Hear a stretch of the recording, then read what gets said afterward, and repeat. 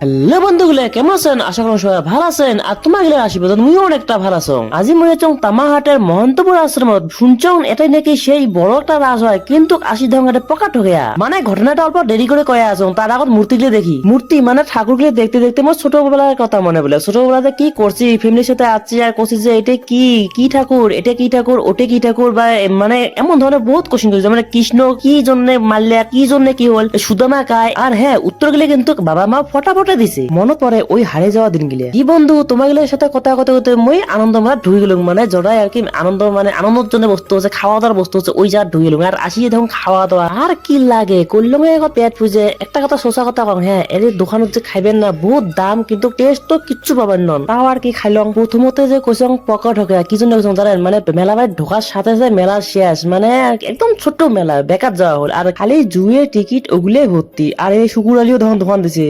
মেলা শেষ, tata bye bye good bye Gaya, এটা অন্য মেলা কিন্তু।